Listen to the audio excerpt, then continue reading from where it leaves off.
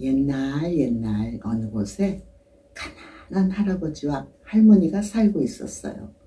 하루는 할아버지가 산에 나무를 하러 가면서 할머니에게 할멈, 뭐 먹을 것 좀 만들어주지 않겠소? 하고 부탁을 했어요. 그래서 할머니는 메밀가루를 섞어 메밀떡을 한 개 만들었지요. 할아버지는 기분 좋게 그 떡을 가지고 산에 나무를 하러 갔어요.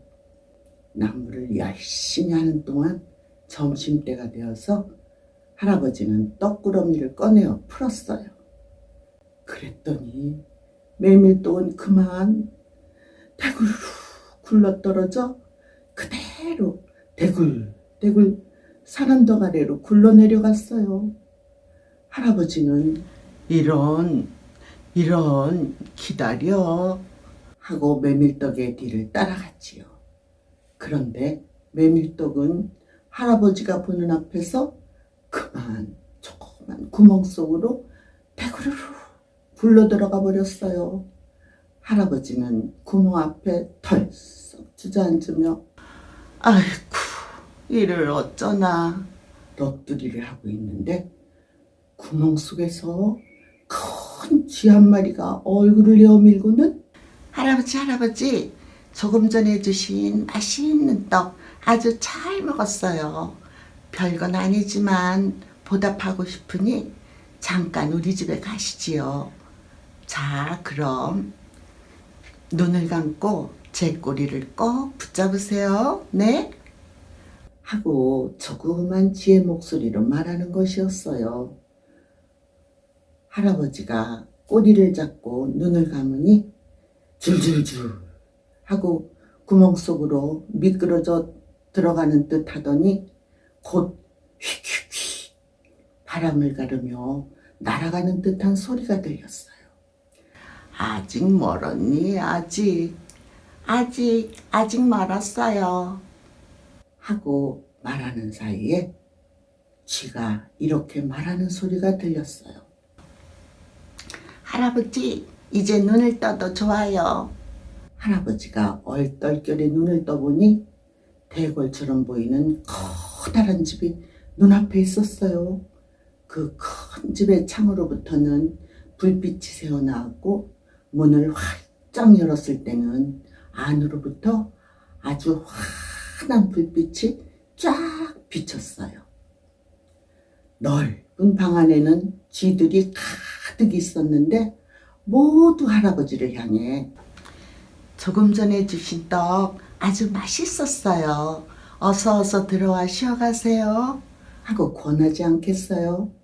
할아버지가 방으로 들어가니 쥐들이 노래를 부르며 춤을 추었어요.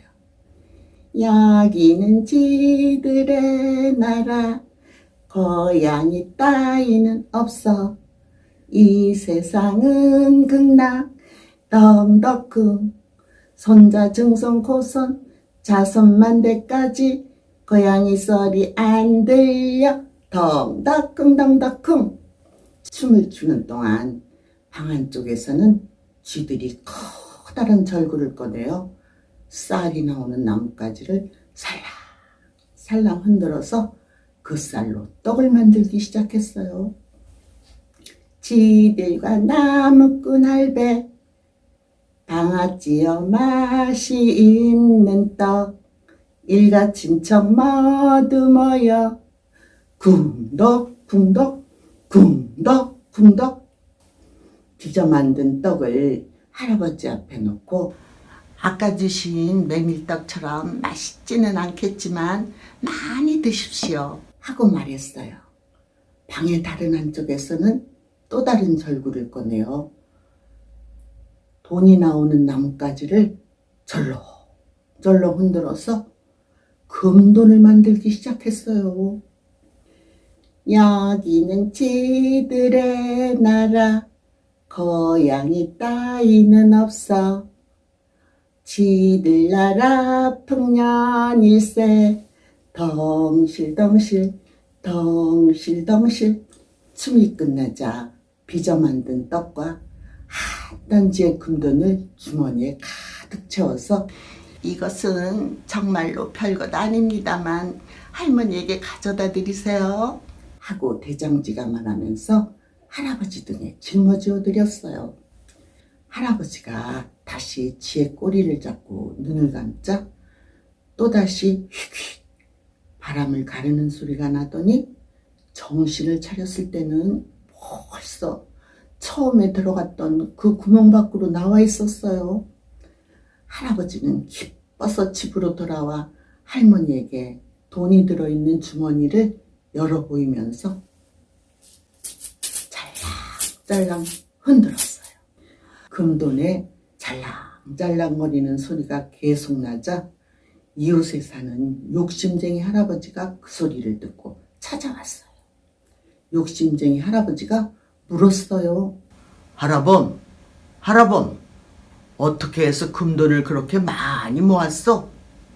그래서 할아버지는 어떻게 돈이 생겼는지를 모두 말해주었어요. 욕심쟁이 할아버지는 급하게 집으로 돌아와 할머니에게 메밀떡을 만들려고 했어요. 그 다음날 욕심쟁이 할아버지도 산에 나무를 하러 갔어요. 그리고는 점심때가 되었을 때 일부러 메밀떡을 꺼내어 산 아래로 떨어뜨려 불렸어요. 그리고는 멈춰라, 멈춰! 말하면서 그 뒤를 쫓아가서 발끝으로 메밀떡을 억지로 구멍 속에 밀어 넣었어요. 그리고는 구멍 옆에 앉아서 해질 무렵까지 눈도 깜짝하지 않고 들여다보았어요. 그러자 드디어 커다란 쥐 한 마리가 나타났어요. 욕심쟁이 할아버지는 쥐를 보자마자 얼른 쥐꼬리를 꽉 잡고 빨리 가자, 빨리! 하고는 호통을 쳤어요. 구멍 속을 휙휙 바람을 가르며 한참을 가니 욕심쟁이 할아버지도 커다란 저택에 다다르게 되었지요. 밝은 방에 들어가서 쥐들이 주는 떡을 덥석 먹어버리자 옆에서 쥐들이 금돈을 만들기 시작했어요. 금돈에 잘랑거리는 소리를 듣고 욕심쟁이 할아버지는 그 금돈을 갖고 싶어서 참을 수가 없었어요. 여기는 쥐들의 나라, 고양이 따위는 없어. 쥐들 나라 풍년일세, 덩실덩실 덩실덩실. 쥐들이 노래를 하는 동안 욕심이 생겨 참을 수 없었던 할아버지는 그만 고양이 흉내를 내고 말았어요. 야우 야우, 고양이가 왔다. 쥐들은 소리를 지르며 한꺼번에 사방팔방으로 도망쳐 버렸어요. 그뿐 아니라 그 순간 불빛도 사라지고 주위는 깜깜해져 버렸어요. 욕심쟁이 할아버지는 깜깜한 어둠 속에서 손을 뻗어 더듬더듬 주위를 더듬어 보았지만 절구도 금돈도 전혀 보이지 않았어요. 또 어둠 속에서는 어디가 어디인지 도대체 알 수가 없었어요. 이쪽으로 가면 될까? 저쪽으로 가면 집으로 돌아갈 수 있을까? 욕심쟁이 할아버지는 깜깜한 땅속을 이곳저곳 파보았지만 어디를 파보아도 땅 밖으로 나갈 수가 없었어요. 이렇게 언제까지나 땅을 파고 있는 동안 욕심쟁이 할아버지의 손은 쟁기처럼 커지고 욕심쟁이 할아버지는 차츰 두더지로 변해버렸대요. 두더지가 된 할아버지는 아직도 땅속에서 나올 구멍을 이리저리 찾아 헤매고 있다나 봐요.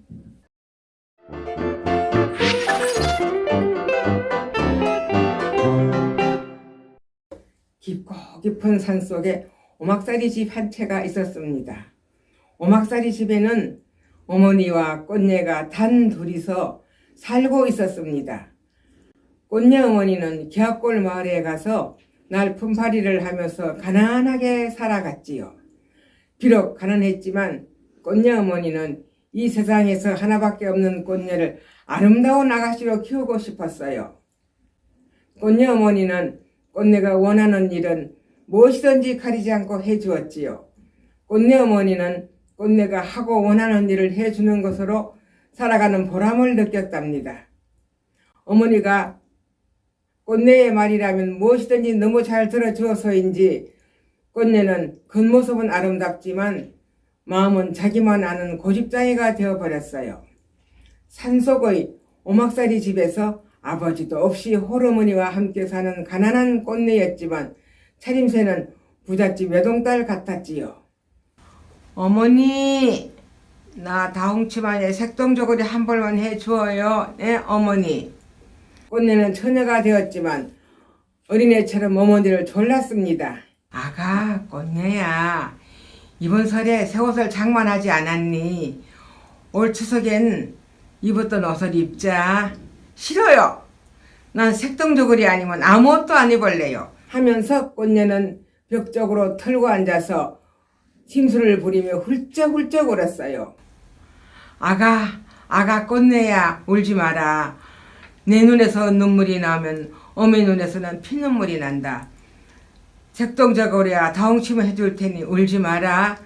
어머니는 꽃녀의 눈물을 닦아주면서 달랬습니다. 어머니는 자기는 헐벗고 굶주려도 꽃녀가 원하는 일은 무엇이든지 다 들어주었습니다. 먹고 싶은 것, 갖고 싶은 것, 입고 싶어 하는 것, 꽃녀가 바라는 것은 뭐든지 다 해주고 싶어서 어머니는 뼈가 어스러지고 피와 땀이 마르는 것 같은 고통을 참고 견뎠습니다. 우리 꽃내 색동저고리랑 다홍치마 지으려면 돈 열량은 있어야 할 텐데 추석이 열흘밖에 남지 않았으니 어디 가서 품을 팔까? 꽃녀 어머니는 큰 걱정이 생겨서 밤을 뜬 눈으로 밝혔습니다. 눈을 감아도 잠은 오지 않고 색동저고리와 다홍치마가 눈앞에 어른거렸어요. 어디로 가서 아픔을 잡을까? 꽃녀 어머니는 꽃녀 몸치장 해주느라고 날품을 미리 당겼었기 때문에 품삯을 미리 받아올 것도 없었지요. 가을 거지가 끝나면 겨울에는 일이 없어서 품삯을 미리 받아올 것도 없습니다. 하는 수 없어.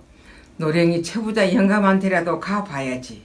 꽃녀 어머니는 채부자 영감을 찾아갔어요.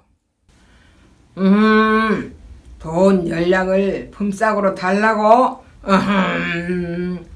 예, 채부자 어른. 이분 한 분만 제 딱한 사정을 봐주시면 품삯보다 이틀 일을 더 해드리겠습니다. 채부자 영감님. 우리 집에서 아픔을 가져간 것도 아직 일이 남았는데 또 아픔을 달라고? 채부자 영감님, 이분 한 분만 제 부탁을 들어주십시오. 채부자 영감님. 꽃녀 어머니는 손이 닳도록 싹싹 빌고 사정을 해서 겨우 꽃녀의 옷값을 마련했어요. 꽃녀는 철도 없이 추석날 아침에 다홍치마에 색동저고리를 입고 좋다고 나비처럼 나풀나풀 춤을 추었습니다. 아가, 꽃녀야, 하늘에서 내려온 선녀님 같구나. 꽃녀의 어머니는 꽃녀를 바라보고 기뻐했어요. 산을 빨갛게 수놓았던 단풍잎들이 차가운 바람에 날아가고 앙상한 나뭇가지에는 하얀 눈꽃이 피는 겨울이 되었습니다. 이른 봄부터 늦가을까지 일에 지친 꽃녀의 어머니는 그만 자리에 눕게 되었어요. 그런데도 꽃녀는 또 조르기 시작합니다. 어머니, 나 분 한 갑만 사다 주어요. 네? 어머니, 연지랑 건지는 있는데 분이 없어. 아가, 꽃녀야, 분은 언제 쓰려고 하느냐? 한방눈에 펑펑 쏟아지는데 어딜 가려고? 연이랑 순옥이랑 분 바르고 연지 건지 찍고 김대감네 환갑잔치 구경 가기로 약속했는데 다른 아이들은 다 분이 있는데 나만 없어. 시집갈 나이가 다 된 꽃내인데도 당나귀 울음을 울며 조르는 거예요. 아가, 꽃내야 울지 마라. 엄내 가서 본 사다 줄게. 울지 마라. 산골 꽃내의 집에서 엄내까지는 백리길이 넘는 먼 길이었어요. 어머니는 꽃내에게 분을 사주기 위해 꽃내 할머니한테 물려받은 은가락지를 팔았습니다.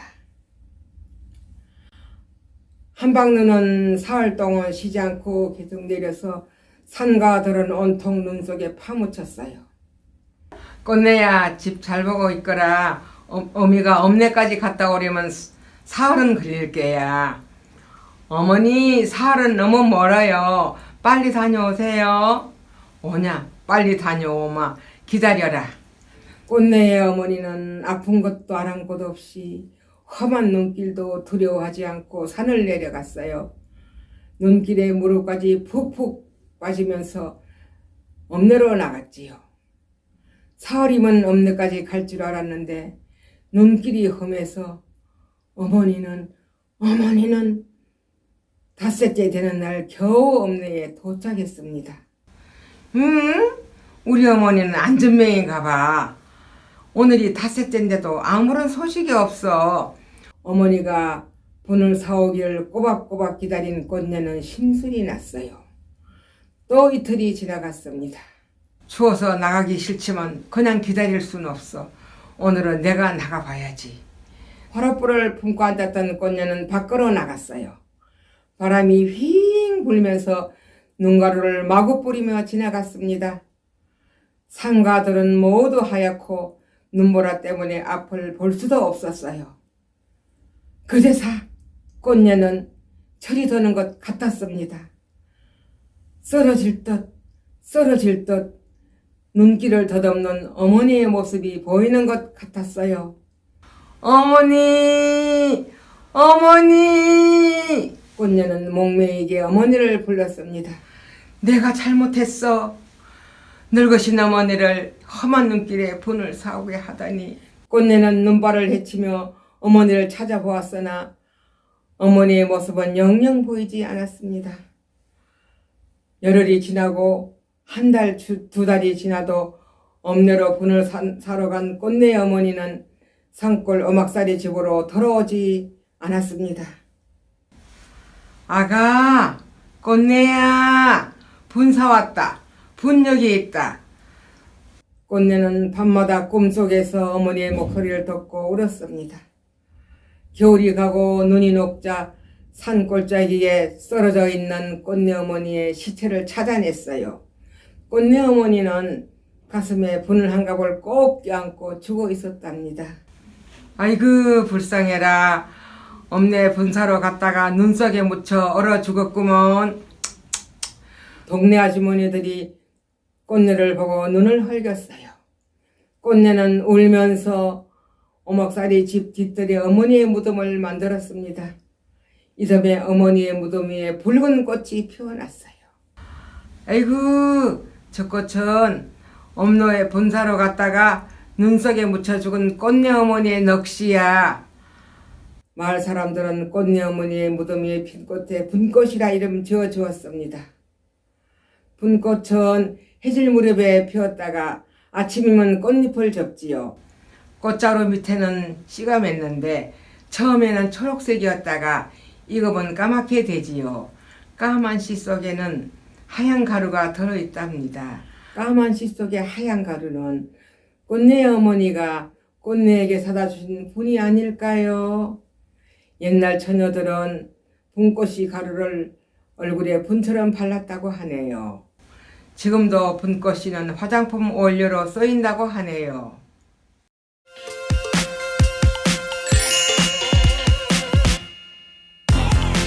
주한 영상 미디어 센터는 마을 방송을 위한 공간입니다. 누구나 미디어를 제작할 수 있도록 교육 프로그램을 운영하고 있으며 여러분이 직접 방송에 참여할 수 있도록 도와드립니다. 즐거운 미디어 세상, 마을 방송의 모든 것. 주한 영상 미디어 센터에서 만나보세요.